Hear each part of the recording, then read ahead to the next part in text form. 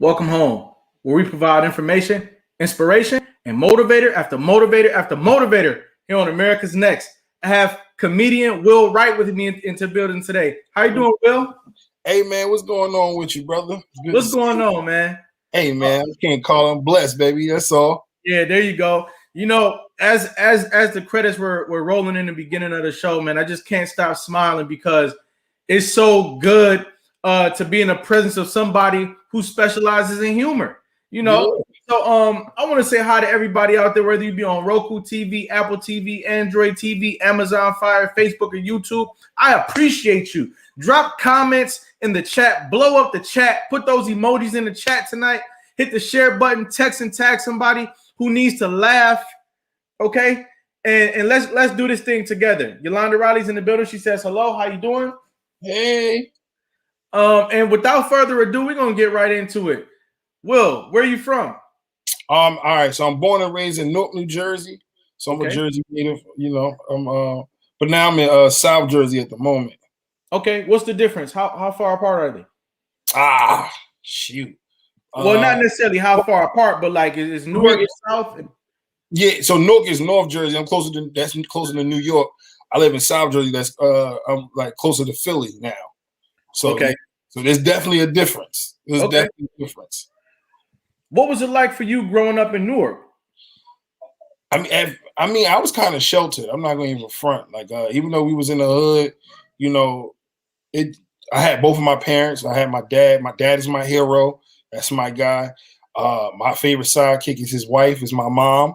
And, yeah. So we was me and my brother. We was me and my brother for a while. We was really sheltered for a while. But you know, we went through some things though. I'm not gonna front. I seen some things. Before the age of 10, I was in like 2 drive-bys. Drive-bys? Yeah, drive-bys. We was in 2 drive-bys and also even seeing people that just like ran past us, got killed. Like literally, Wow. like really seeing a person run past us from getting chased from the cops and cops killing them in front of us.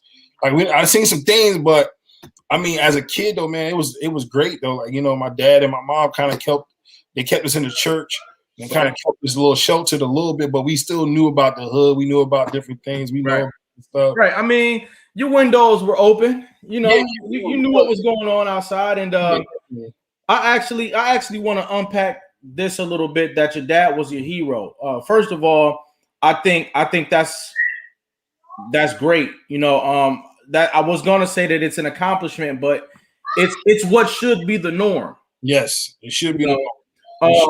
But the fact that your dad was not only in your life, but he became your hero, I think that's phenomenal. Yeah, you know? that's my hero, man. It's my role model. I say it all the time. If I can be just a quarter, not even a half or a whole, just a quarter of my dad, I'd be a high person, man. He's a Talk to me about your dad. What was he like? What did he do? What were his characteristics that you admire so much? For one, he's very stern. Like my dad's very stern. But what I really love about him, man, he's a lover. Like he love on people, man. Like literally, when they tell you somebody like they get a shirt off their shirt off their back to give it to you, he'll literally do that. I actually watch him take off his shirt, give it to somebody, give people money out of nowhere, and I'd be like, yo, why you keep giving them money? And like just the lessons he tried to teach us in life, watching your surroundings and watching our back, and watch out for people that's not in your corner and all that, and show us how to love. Like my dad taught us how to love more than anybody. Like wow. When I get off the, like, you know, growing up telling another man you love him was taboo. You know what I'm saying? But my dad showed us that it wasn't taboo. That's what it's supposed to be. Like I get off the phone with my friends, like, yo, bro, I love you. You know what I'm saying? Like, you know, sometimes they hit you with, oh, that's gay. It's like, bro, I said I love you. I ain't said I was in love with you. It's a difference. Yeah, it's just a difference. Two different things. Yeah. So you know, just that aspect of life with my dad, just showing us that and showing us what a father is supposed to be. Like, yo, my dad used to literally save his lunch money to get us something for after school sometimes. You know what I'm saying? A lot of times, actually. Like, it wasn't a day that went by. My dad didn't like take us to the store after school unless we was on punishment. Right. But other than that, like my dad was like no other. Like, you know what I'm saying? He's definitely no other. So yeah, that's why. What was your relationship like with your mom? Me and my mom relationship is cool too. We bump heads, but because we so much alike. You know, that's what they say, so much alike. But my mom, I call her what I call her, like a candy bar that's was gushy on the inside, like she tough on the outside, but soft on the inside. Like, Right. I even got a joke about it. Like, my mom's name is Denise, and Denise is really sweet and nice to us, and take care of us and me and my brothers and stuff like that. But I can't stand her alter ego. Right. And that's that bitch Niecy. Like, right. you know what I'm saying?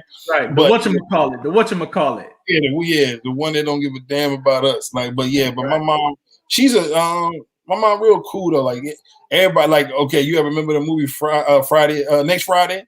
Yeah. When it was like, you don't know Baby D? You don't know Baby D? Right, yeah. Like, we used to do that with our friends before that movie came out. Like, they'd be like, yo, Miss Denise, real cool. Miss Denise, real cool. I'm like, you don't know Miss Denise for real. You don't really know. You don't know Baby D. You don't know Baby D. My mom's a lover too, though, and I can't even front. Like, my mom taught us how to love too. My mom taught me how to, pretty much cook, clean, take care of household. Let me know about women in my life. Like, she ain't really for you, or she for you, and she taught me some of the game and stuff like that too. So she's very important into my life as well. What are some of the things that your mother taught you about women that you were actually able to use, to make better decisions as a young man? That I don't need them for everything. Like, I can do a lot of that stuff by myself if I really wanted to. Like, like I don't have to. My wife technically don't have to cook and clean. I can do that as well. Like, I know how to clean just as, if not good or better sometimes. That's right. Like that. So, I know how to wash clothes. I know exactly what I know exactly what the cook. Wash the whites and hot colors, light or warm or hot water. You know what I'm saying? Stuff like that. Like, she taught me a lot of different things about that, and women ain't always the good ones and stuff like that. Right. My mom used to think that I had the right one, and my mom would look at her one time and be like, "Oh no, she's playing games." I'm like, "Mom, how is she playing games? She's just standing there." Yes, yeah, my mom used to teach me that. I remember I was in the 7th grade and I was dating an 8th grader. I went to the prom with her and everything. And my mom was telling me, like, when it was like graduation time, she was like, "Look, listen, she going to high school, son. Right. This is about to be it. Like, you know what I'm saying? This is not gonna last that long." Literally, like a week later, the girl called me and was like, "Yeah." I was like, "Yo, what's up?" I was talking to her. And she goes, "Yeah." No, the first words, it went like I was talking, and then the first thing she's like, "Yeah, this ain't gonna work anymore. Right. I'm breaking up with you." Right. And my response was, "My mama told me." Yeah. My mama told me you was gonna do this. Right. Yeah. Man, it seemed like mom's got futuristic ability, man. She could see the future sometimes, and mom's the truth. You don't always realize it, but it always come true. Like, how did she know it was gonna happen like this? One thing about moms know their kids, man. Like, you ever farted around your mom and she say some shit behind that? It is. I really take a shit. Like, it really is. Right. Really some shit behind this. You ain't lying. But like, moms be knowing, man. They amazing. They go in the kitchen and find food that you didn't even see when you went in there. That's a fact, man. Hey, I've got sent to the pantry and I'm like, it's not there. Go back and look again. I go back, it's not there. And she go in there and grab it. I'm like, okay, you see better than me. You see, something. Yeah, definitely. Yeah. Now, would you say that your parents pretty much being a nuclear family around you, as they should have been, gave way for you to become more humorous, to enjoy life, to learn the art of laughter? Yeah, definitely. My parents, both of my parents is funny. So my mom, My mom is more of the people's person, outspoken side of me, like loud mouth, and just people are, attracting to her in that manner. And my dad is the mystery side of like, who is that guy? Right. Something special. And my dad can conquer a room without even talking. Like literally, I've seen it happen multiple times. Right. So, but the humor, but my dad is Woody like me. Like I get my Woodiness from my dad. Like he's hilarious too. Both of my parents is just funny or whatever. Matter of fact, me and my little brother's funny. He might even be funnier than me when he just have a regular conversation or whatnot. Hey, you ever noticed that? Have you ever noticed a special type of comedy when it's you and your siblings? Like you and your siblings is just like some type of funny that is hard to find in other places. Yeah. I laugh harder with my family than I ever did anywhere else. Ever. Yeah. Just because you with your family, talking, you talking about the real, you talking about, stuff that happened, and y'all reminiscing, and you start, and that's gonna be so funny. Like, we just had moments, and sometimes people be like, man, what the hell are y'all laughing at? Like, you had to be there, like it was just there. But yeah, that humor, your family humor is always gonna be better probably than anything you even watch on TV sometimes. That's right. I feel we need to make a concerted effort to keep the family humor going. Definitely. Like you said, sometimes you laugh harder with family than you ever could reproduce somewhere else. You can't reproduce family humor. Nah, it's hard. You could talk about it, but sometimes you gotta put a little lie in there to make it funnier.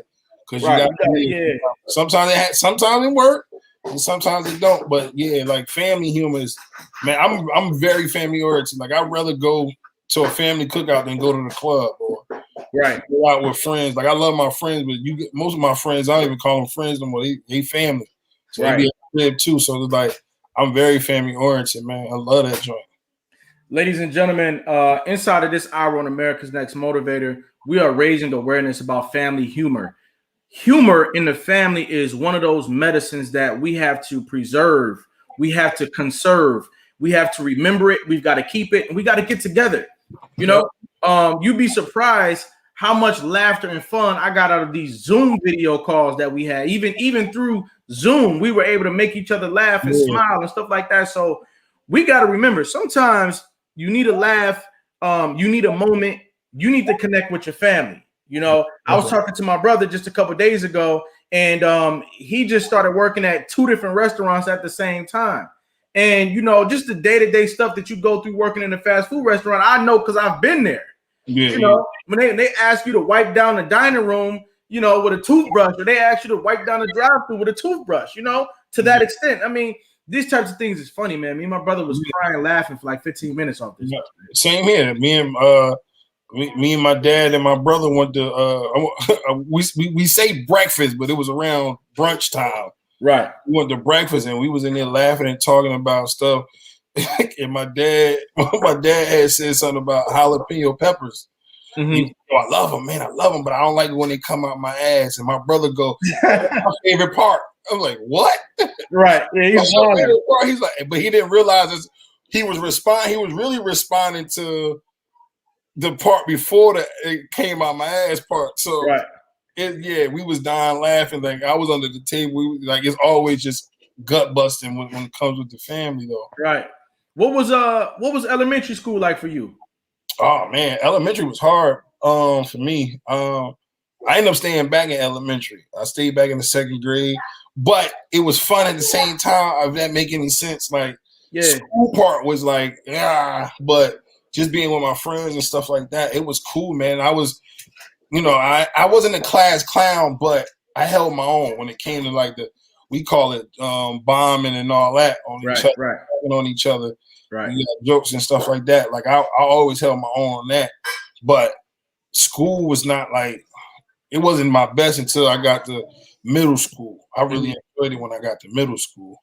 What, like when you were held back, I want to talk about that a little bit because a lot of our children, if not all of our children, have experienced some version of blended learning this year or last year. And I think that's made school a little bit tougher. What was that like for you being held back in the 2nd grade? Did you realize what was going on? Yeah, my mom. So the school was going to let me go on to the 3rd grade, Right? but my mom said, "Okay, if you can read this book, then you can go." I couldn't read it. Ooh, okay. I couldn't read it, and it's the only reason why she held me back, because I couldn't read that book. Everything else I was sharp in, like math, science, all that. Mm-hmm. It was just, I'm just certified dyslexic, so Okay. it kind of like really put me in a place like, oh man. But I ain't even front. I enjoyed my second grade. It wasn't that bad. Like, right. Second time around, the work was a little bit easier. Yeah, it was bad. I knew a couple of answers. Right. Like that, but right off the head, yeah. That first day was a little like, oh man, they know that I was here already. Right. But it's all good though. Sometimes back then, teachers would have certain worksheets that they gave out every year. So if you took a grade for the second time, some of those worksheets, you know what I mean? You can navigate a little bit better. But I really think it speaks toward the character of your mom to say, I know my child, and I know that you could benefit from, taking some time and getting this right early on. Did anybody know you were dyslexic yet? Until that time, no. Okay. Like, I was classified special needs after that. Yeah. But the cool thing about that, I didn't even take I wasn't in special need classes. I was in this thing called inclusion. Mm-hmm. So basically, you have a regular teacher and you have a special ed teacher, and it's blended in. Because just because you had I had this, it was just reading and spelling was my issue, but my math and science and social studies grades was great. Like, you know what I'm saying? Like, all that stuff came out great. So, I just learned to slow in that area. So that's why I had 2 different type of teachers. Mm-hmm. Okay, so let's fast forward it a little bit. So now, what was middle school like for you? What were your interests looking like? What were you getting involved in? What was going on? Well, middle school was better for me, man. I became Big Will in middle school, man. Okay. Like, I really the guy that y'all see now. It actually kind of formed when I got to the 5th grade. Like, it got better. Like, I ain't gonna say 5th grade. Really, kind of like 4th grade, 3rd and 4th grade, maybe. But more, it came out more when I got to the 5th grade. It was a little bit better, man. Like, the teachers were cool. Now I'm in a different school. The teachers were better. I can't say no. My 2nd grade teacher was a good teacher. I can't front. Miss Lassiter, she was real good people. But the school was terrible. That's what I'm saying. Because you said Newark, and when you say Newark, my mind goes to Lean on Me. My mind goes into all different types of images when you say that you're from Newark. Yeah. So, but at this school, teachers kind of. I went to Camden Street and Camden Middle. So Camden Street was like more of the elementary, because the school I stayed back was called Quitman. Okay. So I left there in 3rd grade. I went there to Camden Street for 2 years, and then we had to go to Camden Middle, which was right next door, like right behind the other school. Mm-hmm. That's what I became. But make a long story short, I became who I am today. Like the fly guy, the chain wearing guy, guy to be on point. Big Will. That's who I became at that time. At that time I was in. My favorite thing about school at that time was going to the after school program. Okay. Why? Girls, for one. I ain't gonna lie. Girls. I got to play basketball. That's my favorite sport, and that's what I love to do. Stuff like that. Just the teachers and stuff like that. After school program, it was more cool. We had a couple of little pain in the ass, guide and counselors and stuff like that. But mostly the people that was in the after school program was really, really cool. So that kind of bled into the morning time as well, because they was there with us all day. We'd be there from like 7 in the morning or 7:30 in the morning to 6 at night. Right. When the after school program is over. Right. So we was like a big cool family and stuff like that. It became really, really cool by that time. So like middle school was really dope for me, man. I really liked the middle school. Talk to me about the talent that you saw and your peers in middle school? Because you know when you see all these different types of people to where okay, we coming up with aliases now. I'm Big Will now. Yeah, You yeah, know, yeah. there must have been some talented people in your class that made it competitive that way. Oh no, definitely. My best friend was the tallest dude in our school at the time. Right. He was like 6'1" by the time we graduated eighth grade. But Right. he was like 6 feet in the fifth grade. Like, Right. you know what I'm saying? We his name, that's my best friend, his name Randy Williams. And you know, we did a lot together. He was very talented at stuff. There was another guy in our school named Grant. He was like the prettiest boy at the school. All the girls liked him and all that. And it was cool, but you know, we all had our moments and stuff and we had people that could play ball, so it was competition in that area and whatever. We had slap boxing competitions, like, you know. Talk about it, yeah. Hey, did you all have parties at school? Like maybe on Fridays, party in the cafeteria? That's another thing. I was known for dancing. I could dance too, man. Like, okay, that was my thing too. So like going to the school dances, dancing with the older girls and dancing with the girls our age or whatever. And you know, that was the life, man. We was living life at that time. It was fun. Like everything we did was hey, middle school was crazy. Go ahead. Yep. And to throw a little monkey wrench in it, because to add to my timeline, and I know you're gonna ask me about it later. In third and fourth grade, my girlfriend in the fourth grade is my wife today. Ooh, wow. Yeah. Now you can tell that story now. How did that happen? How did that happen?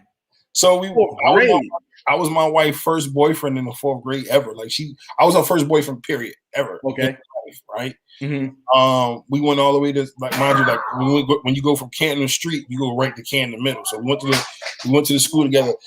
Eighth grade year, she left. She moved to PA. She moved to PA, like in the Poconos area. And when she left, at the time, you know, we was young, like we was kids. So I thought her and my best friend liked each other at the time. And but we was little, we was young. We all kind of had the same girlfriend or whatever, or friend. Right. Like, you know, we was kids. Everybody liked each other, yeah. That stuff started happening like when you couldn't mess with somebody's ex-girlfriend when you got to high school. That kind of started like right. Elementary. But I thought he had liked it, but that's not what it was. They were just real cool or whatever. Okay. But when me and him graduated middle school, we went our separate ways. I went to a school across town. He went school down the street from not too far from the school we was at. And I told him, I said, yo, you ever run into Taja Williams, give her my number. Mm-hmm. Right? So I want to say 2006, 2005, I think I got my first car. And in my neighborhood, I lived across town from that area, which we went to school at together. And I seen her at the bus stop. I went around the corner to try to come back, and she was gone. Okay. She was gone. I couldn't find her nothing. The following year, I moved to South Jersey, 2006. I moved to South Jersey. And I think about March, April or March of 2007, I get a phone call while I'm at work. I get the phone call and I go, hello. And the voice was so pretty on the phone. She was like, hello, may I speak to William Wright? I'm like, speaking, who this? She was like, this is Taja Williams. I said, yeah, you know, I've been looking for you. Right. She was like, what? She's like, your boy told me that. I thought he was lying. I said, nah, I've been looking for you, my nigga. And the rest was history. Like, you know, we've been together ever since. Like, she's the mother of my children. We got 7 kids together. And that's it. You know what I'm saying? Hey, congratulations, man. That is an American success story right there. Ladies and gentlemen, let's get some hearts and likes in the building for the reunification of their love. 7 children. They building a kingdom. I know y'all wondering what's up with that chair, man. This man he's building a kingdom all on his own. Come on, man. Talk about it. Talk about it, man. All right. So before we go into break, man, talk to me about high school. What was that like? Okay, now you Big Will, you playing ball a little bit. What's going on? Who were you? What was going on? Now I transitioned. I done switched my name a bunch of times by this time. So I went from Big Will. When I got to high school, I done switched my name to S. Will. And that was it was short for Sexy Will. Right. you know. Right. That's dot. Okay. I was feeling myself. But in high school, man, like I was still him. I was still a cool dude, the funny dude at the school. By this time now, I went from like middle school. I went from not having so much of a problem in school, but like with the schoolwork, but it was still there. Don't get it twisted. But it was moments I did better. But at high school, I was an honor roll student. Okay. I was an honor roll student. I started understanding it better, start getting to it, and getting stuff squared away. I almost died in high school. What happened? I had to get my appendix removed, and luckily they got it out in time, because if they didn't get it out, they just say within that hour that they got it out, it could have erupted in my body, and the stuff that it comes out of it is poison, right? And it can kill me. So when they took it out of me, it literally blew up in their hand. Whoa. A little bit fell back into me, but they was able to clean it out and get it out and stuff like that. But by the grace of God, I'm still here, still kicking it. Yeah. You know what I'm saying? Yeah. High school was definitely cool. I tried different things. I was on a bowling team my freshman year. I was on the baseball team my freshman year. I tried out for the basketball team. I didn't make it, and I kind of just gave up with it, whatever. So I end up my 10th grade year, I ended up getting a job because I wanted to get a car and stuff like that. Mm-hmm. So I got a job I've been working since I was in the 10th grade all the way up to now or whatnot. And it was cool, man. I just had a good time, man. Like just living life and just living the dream. I felt like it was everything to us, man. High school was dope, man, for me. Like what would you say? What do you say to the young man or the young woman who they might be in Jersey, they might be anywhere USA. They're dyslexic. School isn't the easiest for them, but they want to build a future for themselves. What do you say to them tonight? Confidence is everything, for one. So to remember, everybody has a flaw, for one. I don't care what it is. You probably can't read words, but somebody can't read numbers. Like, you know what I'm saying? Right. Right. Like don't know their colors and stuff like that. So it's like that's what gets me through. Like I'm like, look, I ain't the best reader speller now, but at the same time is something wrong with you as well. So just keep pushing forward. Practice make perfect. It'll get better and better throughout the time and whatever. And sometimes it's just your nerves or your confidence of being around other people doing it. Because I can read great by myself. Just when I got to read it out loud, I get nervous because I don't want nobody to know. But then I'm like, man, look, I don't give a damn. It is what it is. Like, you know what I'm saying? Right. But at the same time, man, you can't run from. Sometimes I can't run from it. Like I be trying to be on the backside of certain things. I'm a comedian, so I got to host and say people's names and stuff like that, and figure out what they want me to say or whatever. I can't hide. It's what God put in front of me. So same for you. That person is watching, man. Just stay strong, stay confident. Don't worry about the next man next to you, because everybody got something wrong with them. Everybody got something wrong. You know what? We live in an era where that's one of the greatest things for us to realize. And I'm happy that you said it today on our show. Everybody has something wrong with them. Everybody. Just like that. No other way. No sugarcoating it, no softening the blow. There's something wrong with you. Yeah. That's one thing that we have in common. We all have something that's wrong with us. And so think about that when we treat each other, when we embrace each other, when we remember each other. All these things have to be kept in the forefront.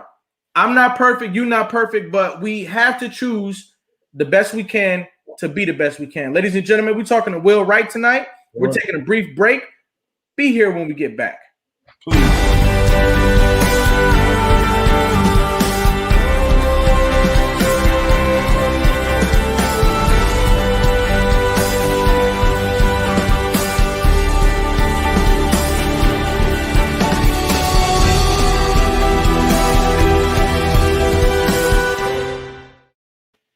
America's Next Motivator, Monday, Tuesday, Wednesday, and Friday at 9 p.m. Eastern.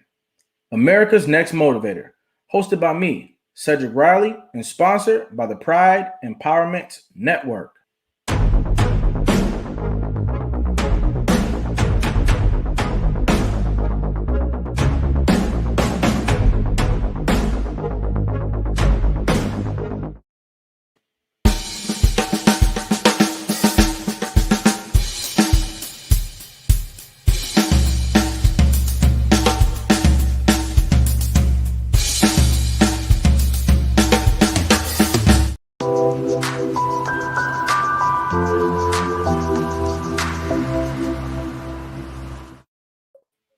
And we're back. Will, how you feeling out there?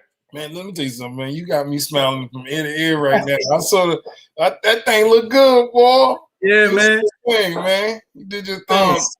You know, people might be just meeting you for the first time tonight, but you've been putting a lot of work in out there in the field of comedy. Talk to us about your entry into comedy. How did you come upon that talent of yours, and how did you begin to get on stage with it? All right. So I mean, it's not. I ain't gonna say it's long, but it ain't short either. But I always been funny for one. Like I said, I always made people laugh. I used to love. Like that's what I love making people do. Regardless, I love laughing. I used to be that guy. I used to beg our parents every night to watch Comic View. Be on BET. I love Comic View. Hey, y'all, put one in the chat. Put a number 1 in the chat for Comic View. Hey, he said it. Go ahead, man. I used to love watching Comic View, and I was a little too young for Def Comedy Jam, but I done seen a couple of episodes before I was supposed to, and stuff like that. But Arsenio Hall was my show, like just like different things like that. So what happened was my dad always told me I should try it, right? Mm-hmm. So I had some dudes, I had some people in my at my job at the time. Like I used to be a cable man, so we used to like come back to the office and have stories and stuff like that. Right. And I used to make them, they be in there dying, laughing. I used to roast on some of the guys in there, and they be in there. And two of the guys kind of gave me the confidence. One of them told me, said, "Yo," well, they both was like, "Yo, if you ever did stand up, yo, I'll follow you. I'll be a fan of yours." And I was like, "Word?" It was like, "Yeah."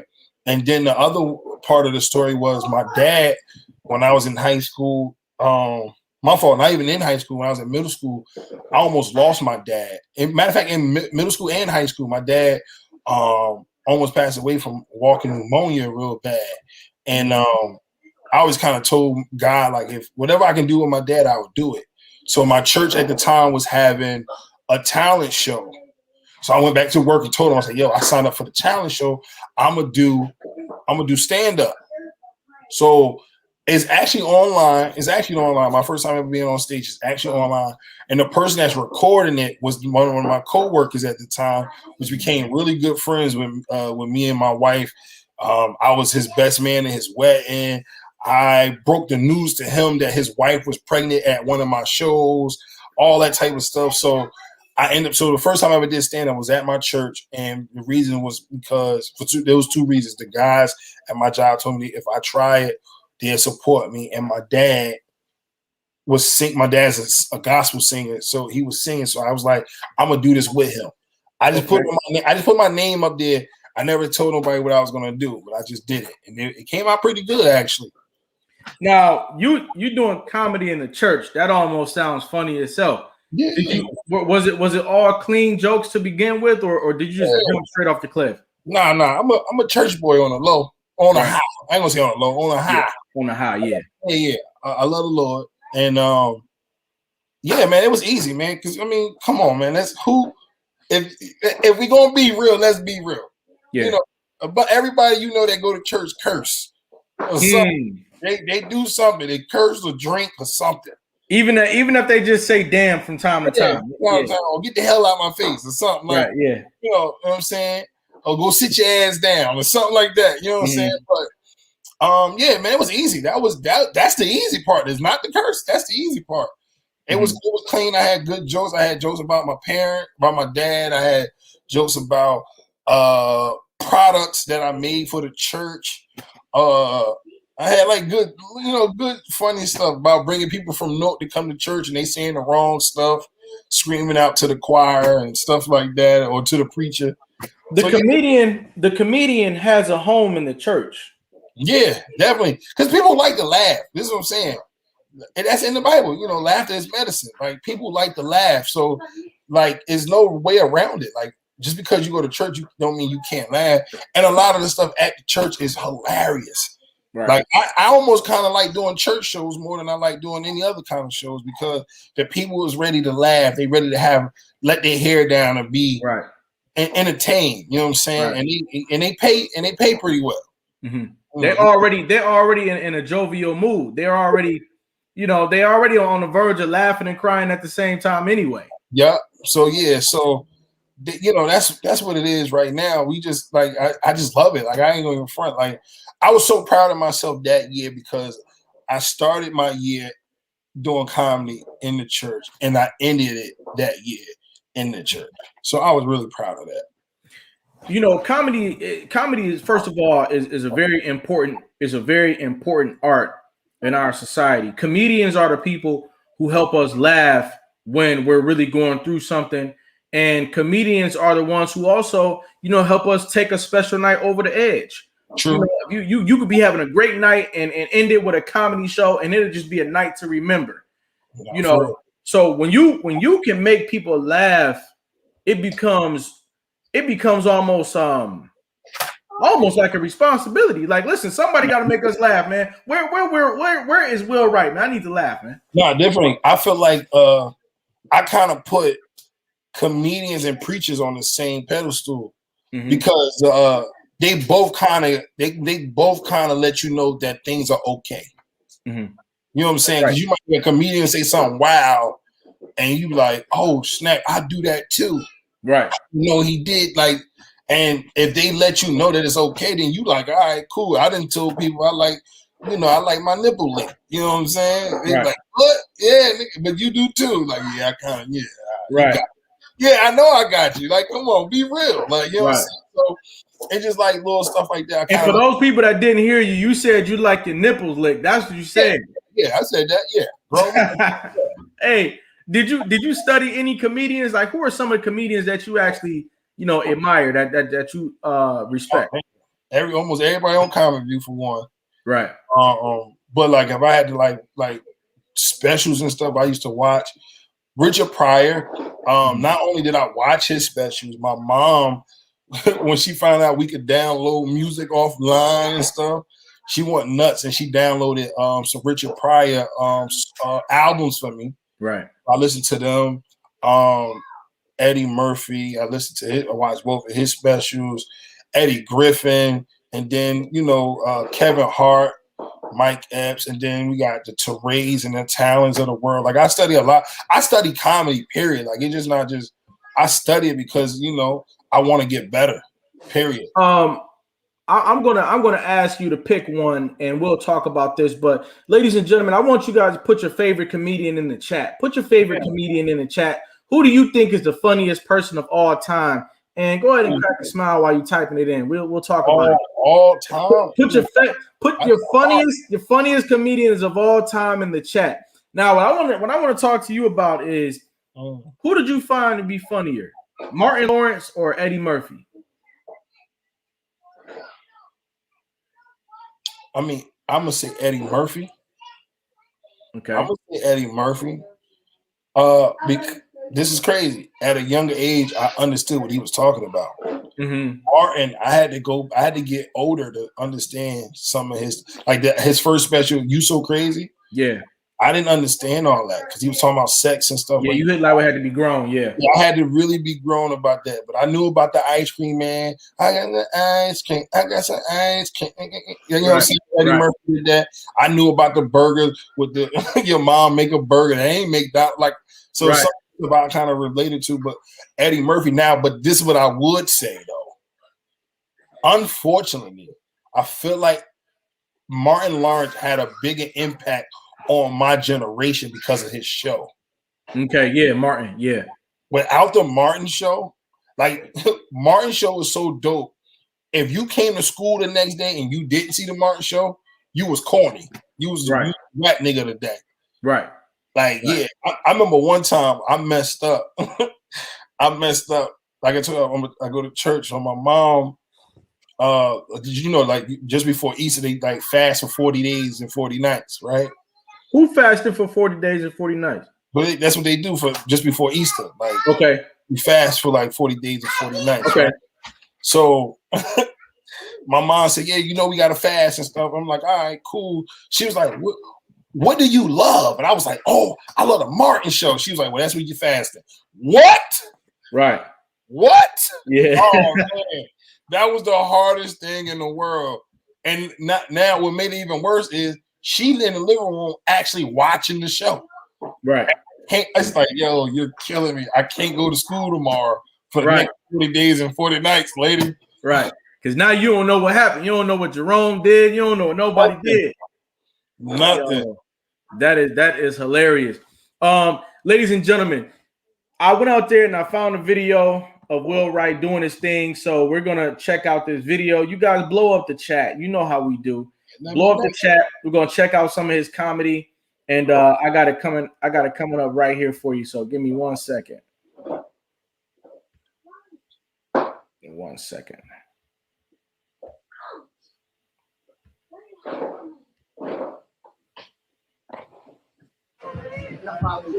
I got 25 minutes. Thank you, brother. Let's go over here to the bullshit. How y'all doing? Y'all doing good? I am not telling that one fucking poem or singing a song, but I done heard some bullshit tonight. I tell you right now. Sometimes, bitch, I want to be a boy. I'm tired of being a man. Y'all hear him in there. Stage presence. I want to break some shit. When she was talking, I was like, I want to fuck something up. Fuck is you talking about? Men versus boys. Fuck y'all. We together. All men do boy shit too. Some of y'all niggas is still tying your shoe the wrong way. You still do bunny ears, nigga? Hell yeah, let's go. Some boy shit. That's it. I still do boy shit from time to time, nigga. I still flush the toilet and try to finish peeing before the toilet finishes flushing. I do boy shit from time to time. Ain't nothing wrong with that. What the fuck is she talking about? Sometimes you need a boy at the house. Who the fuck supposed to take the garbage out? The boy. Daddy's not gonna take this shit out. I get my son to take garbage out every night, goddammit. What is you talking about? And shout out to, what was it, Sinner and Son? What the fuck was it? What was it? Sinner in 7 days. 6 days. You sin it for 6 days. Look at this shit. The day they don't sin, it ain't a Sunday. I'll tell you that. This nigga fucking Sunday up too. This nigga running through the house and shit. I would kick his ass.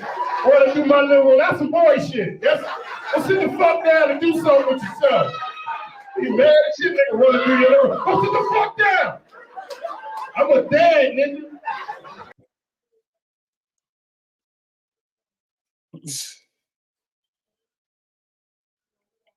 I can't hear you.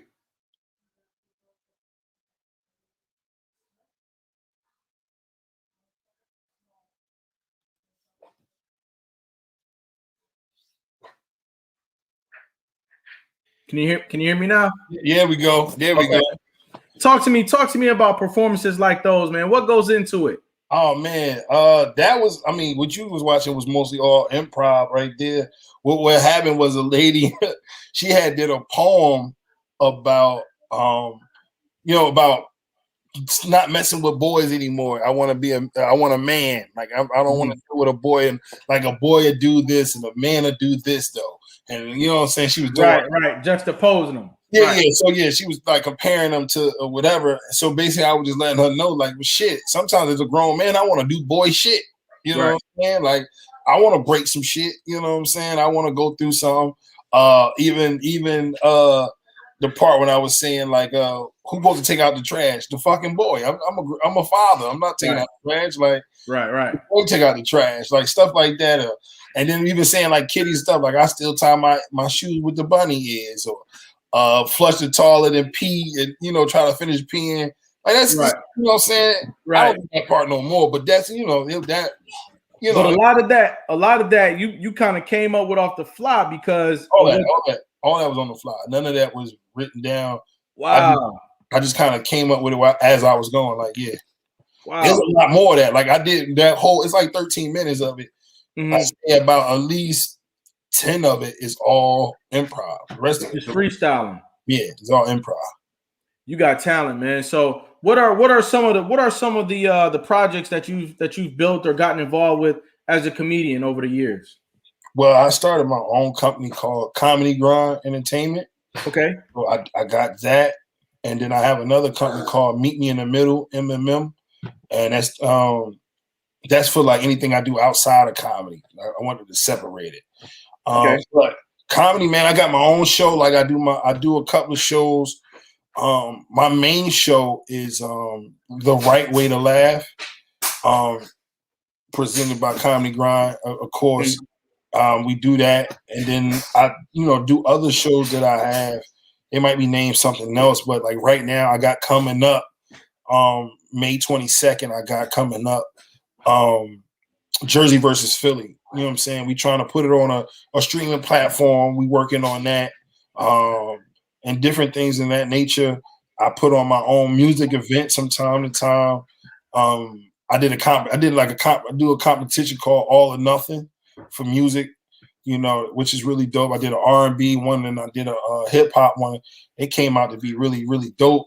So I mean, I like to be the bridge between a lot of different things, man. Like, cause I love music. Without music, it'd be hard for me to write jokes. I actually listen to music while I write jokes in my head. I don't write it on paper. I never wrote a joke down. Wow. I never wrote a joke down in my life. Never. But I have wrote down a premise. But a lot of times I write down premises. I haven't even used them. Right. Yeah. Is it something that just kind of flows? When you open your mouth, you just perform. Yeah. Sometimes I just go. So that's why I like to host. Because I just come up with stuff and then I can use it later. I can add to it or whatever. So, sometimes it just happens like that. This is what my talent is. This is what God gave me. Like, I know how to just be a comedian. I know how to be funny. I know how to make a situation funny. I know how to take this moment and make it better and all that type of stuff. And not even use any of my set. Not even using. You ever ride home thinking, man, I had so much more, man. If they Yeah, I get mad. I mean, especially in the beginning of my career, I used to get mad because I forgot something. I forgot this damn joke. I meant to say it right. God, like that was big. That was crazy. And there've been moments I've been on stage too long, and I'm like, nigga, y'all are getting the best of me at the moment. Right. I'm getting all this, and I'd have been like, yo, I didn't say it on the stage like. I don't even want to go home right now because I'm having so much fun with this shit. Right. That's the best. That's the best feeling to have, man. When you doing your craft and you feeling like there's no other place that I'd want to be than right here. Nah, for real. What do you say to the person who really wants to follow their passion, but they just haven't found the courage to do so yet? Find it. Literally find it, because oh my God, it is an amazing feeling when you find out what God put you on this earth for. Like, to really walk into your purpose. This is comedy is my purpose.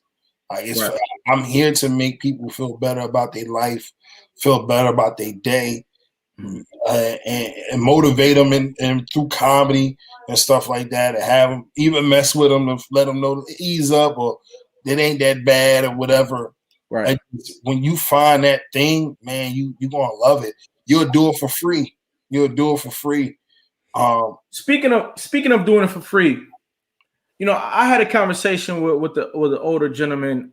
He was a man of a certain stature, and he said to me that one of the biggest problems with the younger generations is that they don't know how to monetize their talents and monetize the things that they provide to people.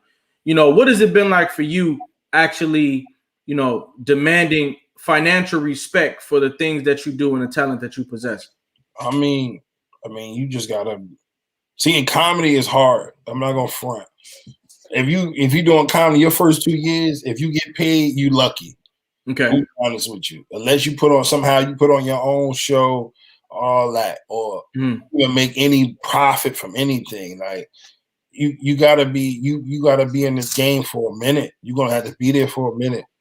Okay. And, it's just the hard work when you, like, I put like this. I tell people, you don't pay me to do what I love. You pay me because you respect what I do. You know what I'm saying? Mm-hmm. I respect you, Will. So I'm gonna pay you when I think, this and that. Right.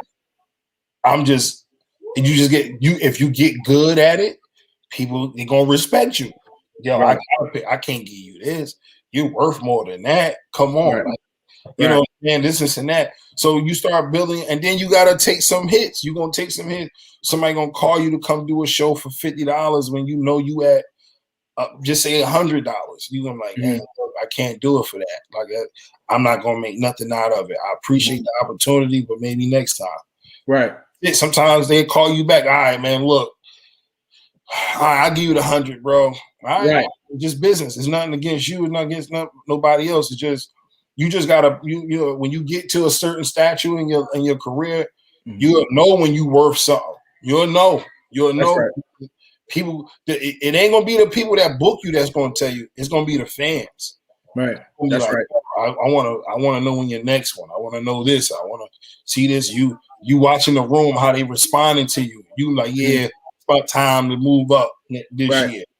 You know, out of all of the different art forms of people that you can watch, you know, I look for comedians, and I feel that it's an art form that is kind of tapering off. I don't know if I don't know. And when I say tapering off, I'm saying, you know, maybe years ago it used to be 4 out of 10 people want to be a comedian. I feel like today it's like 2 out of 10 people want to be a comedian. I'm not gonna say. I mean, it could be. I kind of get what you're saying. Like it's not as. I feel like it's that. It's more watered down because what happens is a lot of people come from, you know, social media, and people be like, "Oh, you should do a show," and a lot stand up is different than doing a video because of on social media. Yeah, you can delete that and then redo it. You can't delete with it. Like this is a totally different game. It's a whole different type of beast. Do you do both? Do you do social media and stand up? Yeah, I do both of them. I got a couple of videos I just dropped like last week. I don't do the social media joint as much as I think I should, but man, I be trying, man. What are your social media handles? Instagram, fake Will Wright. I also had one from my company called Comedy Grind ENT. And I believe I know I got one for, I think, MMM underscore. Okay. That's what that one is. That's for me. Okay. But the main one, just fake Will Wright. That's the best one to get me. Okay. So if people want to book you and bring you in for their events, a family event maybe, or corporate events, or community events, they can contact you there. Yep, you can hit me on there, Facebook, Comedian Will Wright, or call my number, or email me, stuff like that. All my stuff is in the bios and all that. Okay. All right. So we rounded down, man. We're almost at the very end of the show, but I wanted you to talk about this event you got coming up. Are there tickets for sale? How can we support this? And what exactly is happening? May 22nd, Jersey versus Philly.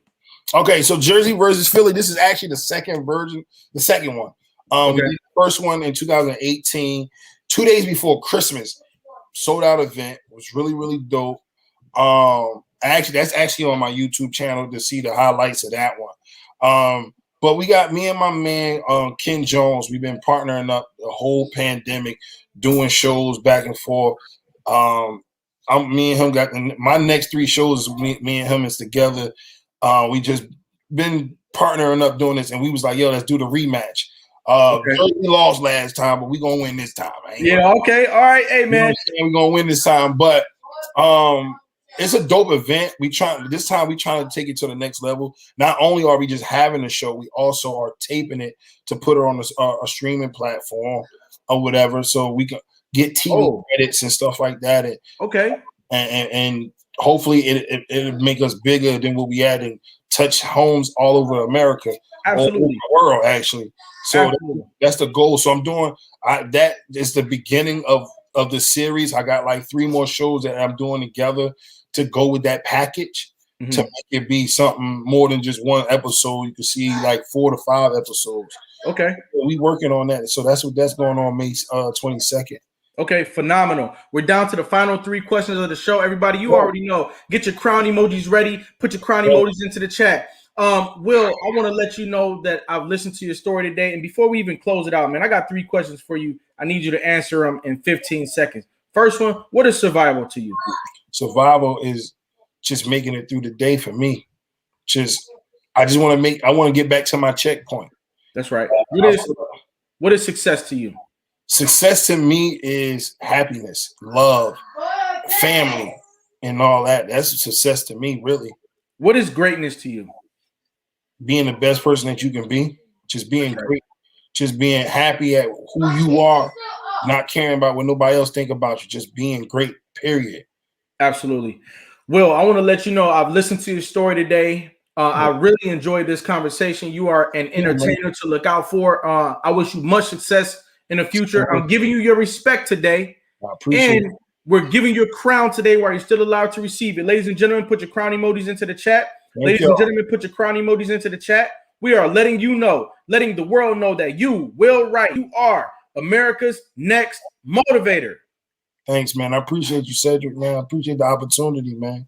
Absolutely. I really enjoyed this. This was dope. I really like it. Absolutely. Yes, sir. Thanks for stopping by today, all right? All right, man. No problem. Have a blessed one. All right, for sure. Ladies and gentlemen, there you have it. Each and every episode of America's Next Motivator is going to have something here for you. All you got to do is stop by and pick it up.